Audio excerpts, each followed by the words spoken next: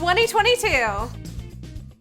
All right, guys, I just want to thank you so much for coming out tonight to support my comedy show. All right, you guys ready to hear some jokes? What sound does the Nintendo ambulance make? Wee, wee, wee, ba-dum-cha. What kind of overalls does Mario wear? Denim, denim, denim.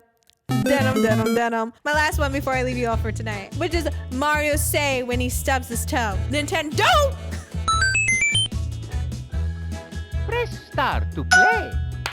Okay, friends, get out those trench coats and magnifying glasses because we're going over the hottest rumors of 2021. So I'm gonna start with the cold hard facts. So here's what we know for a fact so far that nobody can take away from us. Number one, a Switch Pro is coming, or an iteration of something after it.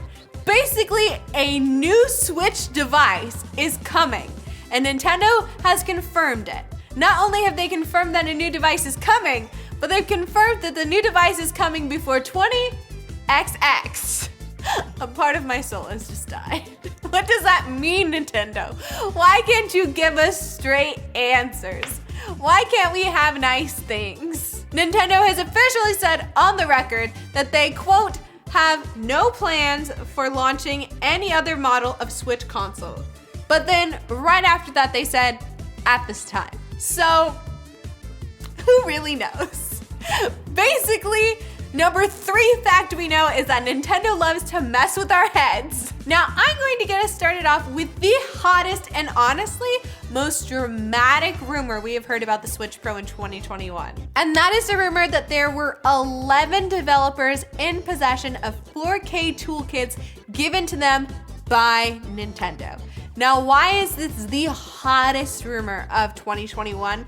Specifically because of Nintendo's reaction. I have never seen Nintendo react so quickly and honestly so heated to a rumor. And this was not a rumor that just started on 4chan or Reddit. This was actually reported by Bloomberg News.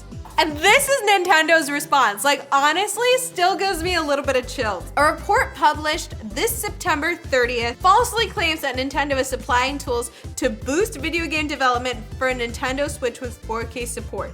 We also want to reaffirm that as we announced in July, we have no plans for any other model than the Nintendo Switch.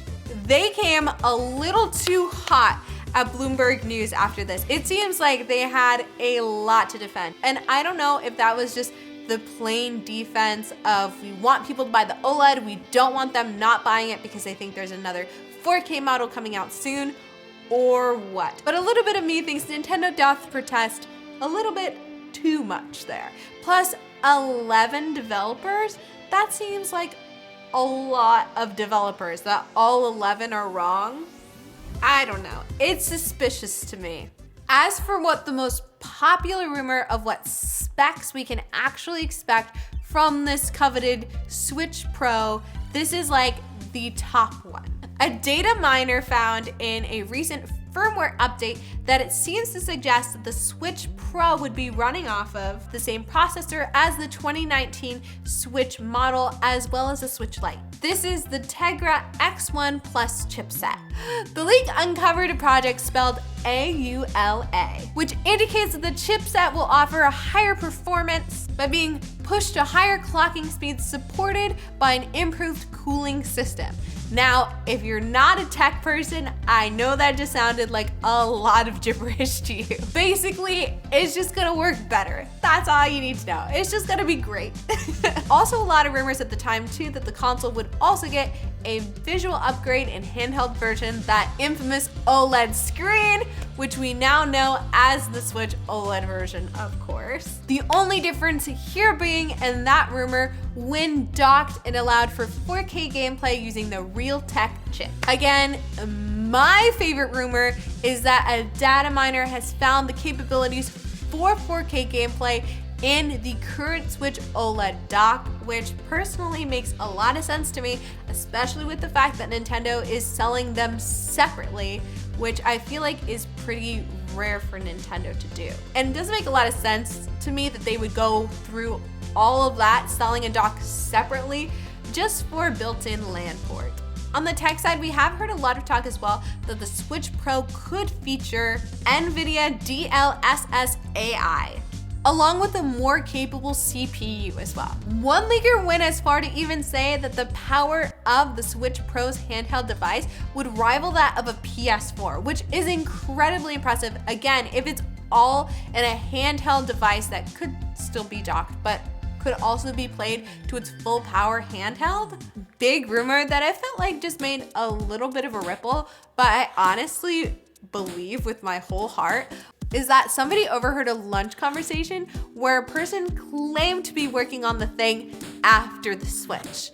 And truly, that makes the most sense to me. Almost even more sense than us getting a Switch Pro after the OLED is us getting a completely new device, especially because so many companies are starting to catch up and trying to recreate what the Switch did.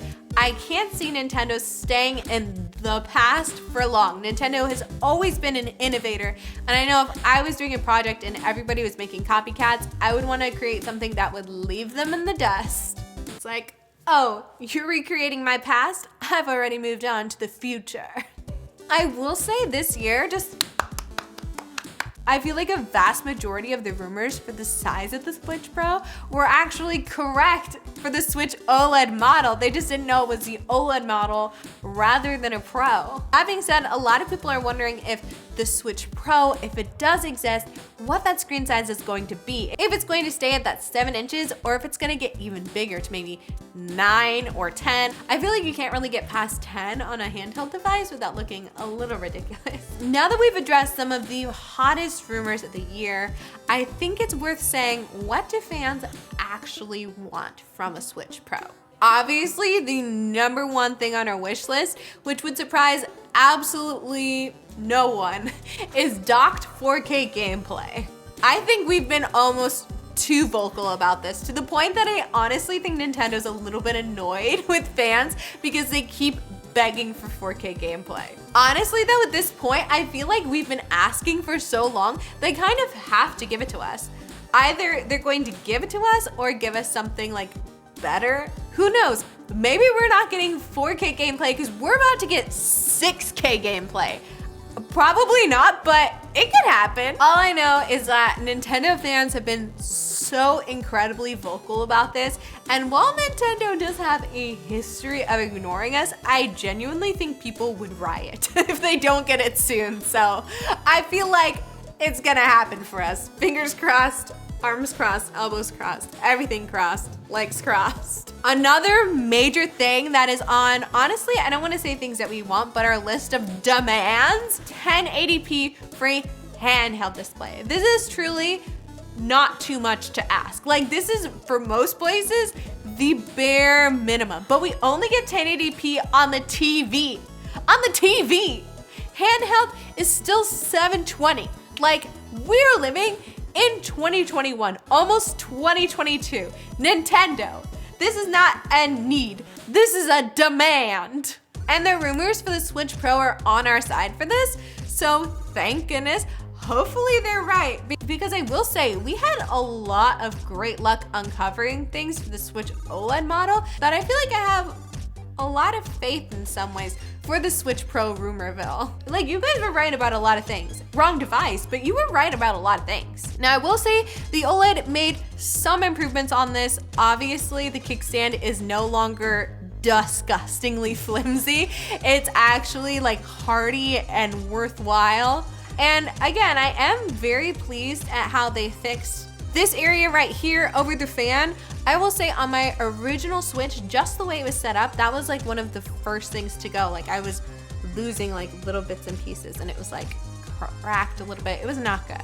That being said, I do think we could make some improvements with how sturdy everything is. My friend Austin Evans pointed this out to me and I've never been the same. Like, this sound, like when you move them back and forth and how loose it is, not great. And that's actually a reason why a lot of people, including Austin, prefer a Switch Lite over a regular Switch. Which brings us to a sub point on this list, which is just straight up Joy-Con drift. Like, we need to be done with Joy-Con drift. We need to figure out a way to just eradicate Joy-Con drift. And I know wear and tear happens on all devices, but I feel like by the time we get that Switch Pro iteration, I want a device that's not going to drift at least for like years and years and years, not within the first couple years of owning the device, like a lot of people experienced with their Joy-Cons. Honestly though, I feel like a lot of us would just go for even a more ergonomic Joy-Con, even if they can't get rid of drift, which I feel like you should be able to figure out how to get rid of drift.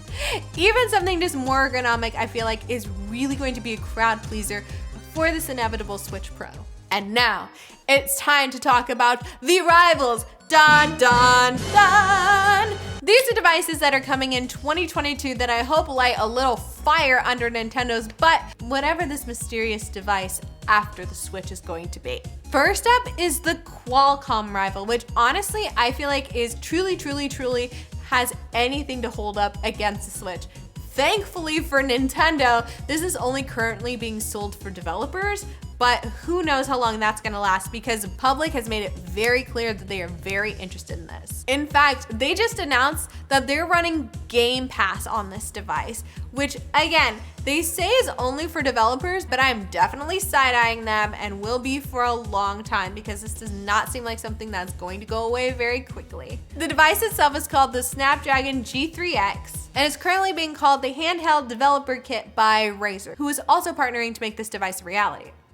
Note what I said there, making this device a reality. It is not currently a reality yet. This is still just specs. So I feel like we are really hyping this up, but it is not materialized yet. So we could have our hopes so high and it could suck, like when it actually exists, which would make sense too, right? Because it's not being developed to even like fully play games on. The idea of it is that it's being created so that game developers can test their games out on this device to see basically how it'll pan out with all these new kind of hybrid handheld TV devices. That being said, the speculative specs for this are incredibly impressive. I'm going to list them for you. Full HD plus 6.65-inch OLED panel that can run at 120 frames per second. It has twice the refresh rate of the Switch OLED and 10-bit HDR color quality. It also has great battery capacity, 1080p webcam, and unprecedented internet connectivity, which they boast will make it seamless to connect to the cloud and play wirelessly. Not only that, but you can plug it into the TV and get 4K gameplay, which again, we cannot get with the Switch.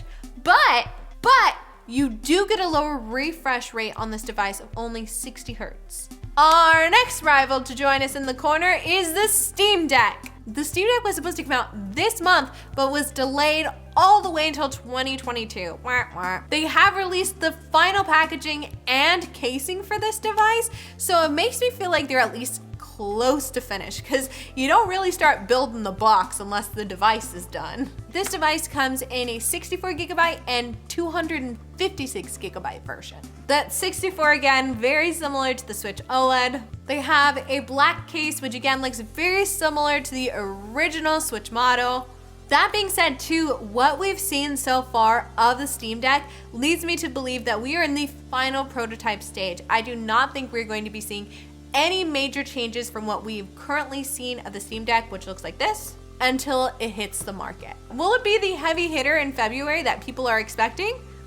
I guess only time will tell. All right, guys, thanks so much for hanging out. I look forward to bringing more Nintendo news to you in 2022.